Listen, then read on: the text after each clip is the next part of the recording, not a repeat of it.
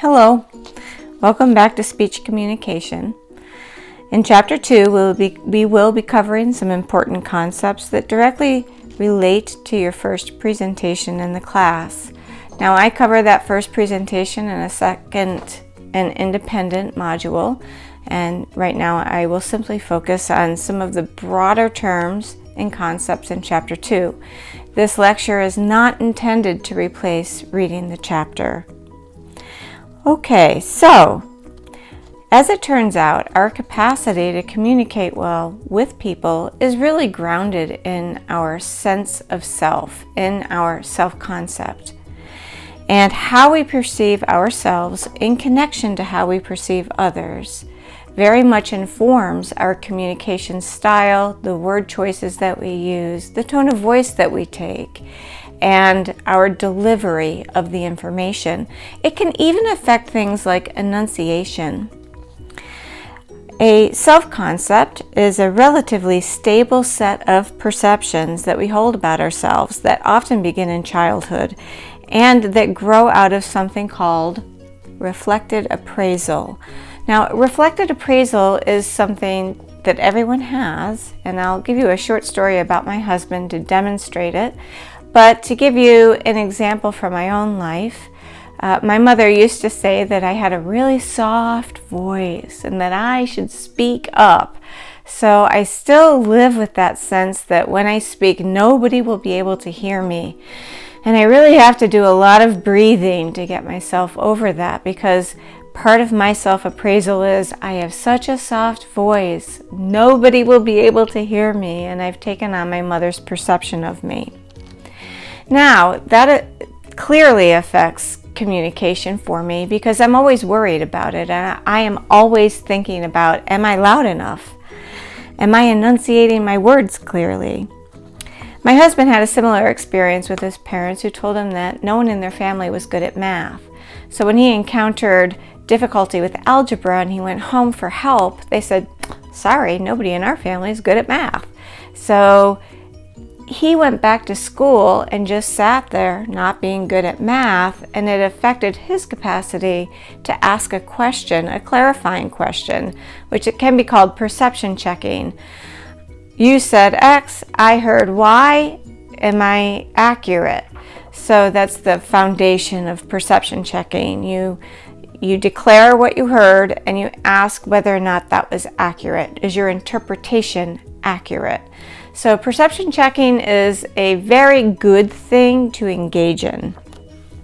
Okay, there are barriers to good communication. One of the barriers is the self-serving bias.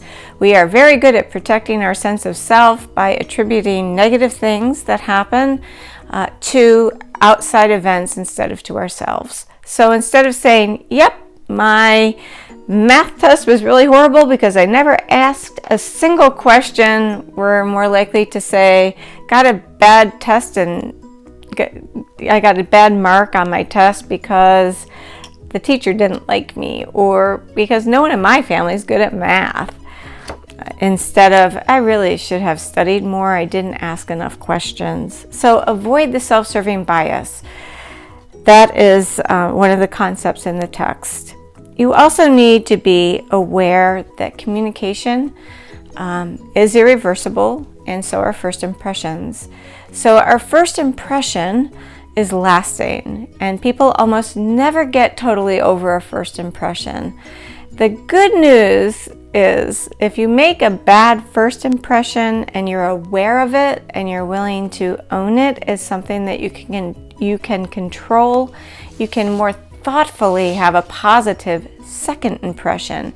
And second impressions can hit the reset button and make it possible for you to have a successful communication exchange with your audience. Okay, moving on.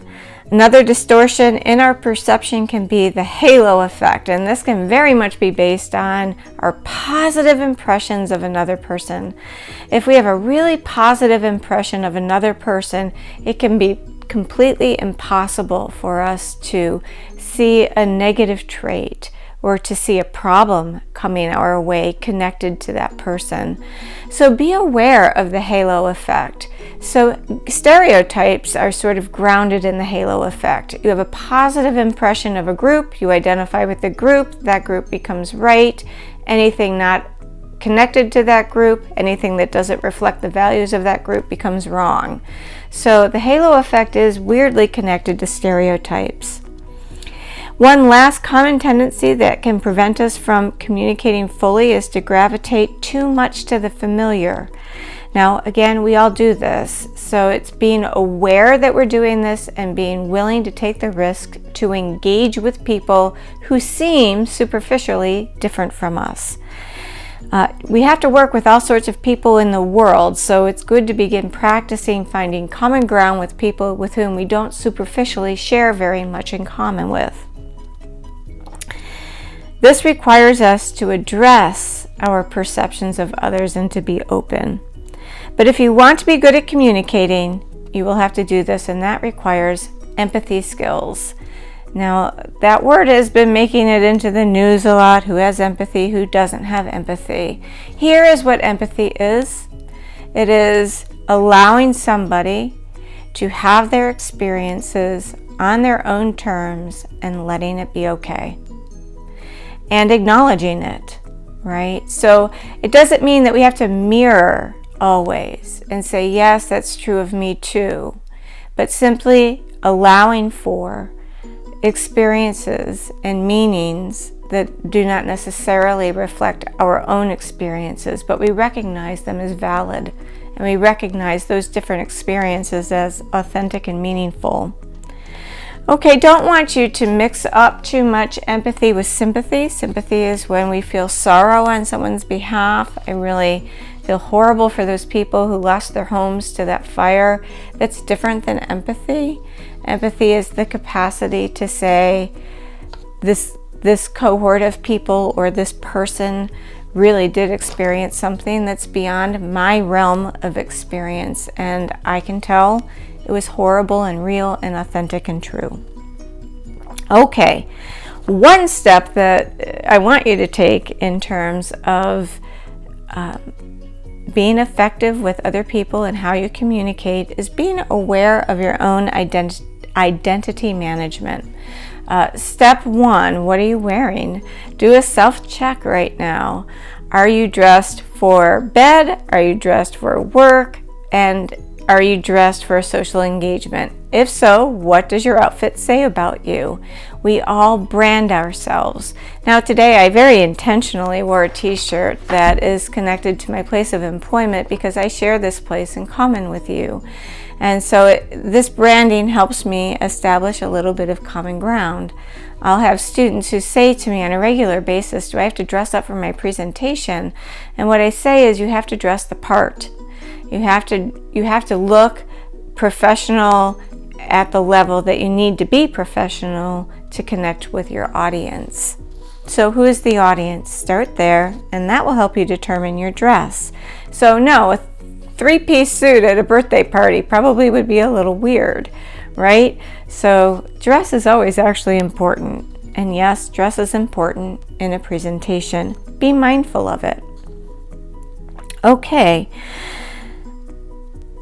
If you want to see a little bit more of your own identity management, take a look at any social media that you have, even if you don't have Facebook.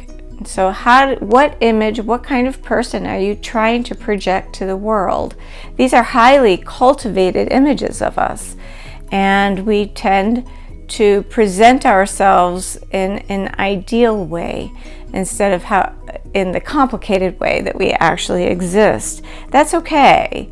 It's okay to be coherent in how you present yourself, but be aware of your identity management tools. How do you do that? It's the language that you select, the word choices that you use. You would never use, for instance, the same words with a group of 5-year-olds that you would use with a group of 55-year-olds. So it's the words that you choose, how you say them, how you tilt your head, whether you use a soft voice or a loud voice, and the degree to which you convey your enthusiasm. It's all dependent on how you want to be received by the audience. Okay, so Good communicators are authentic to themselves, but aware that nearly everything they do sends a message. Everything you do sends a message. Be aware of that. Showing up to work in a dirty shirt would send a message about you, and I think most people know that. All right, so this concludes your preview to Chapter 2. The concepts in this chapter will be important to your first major presentation, so please keep that in mind.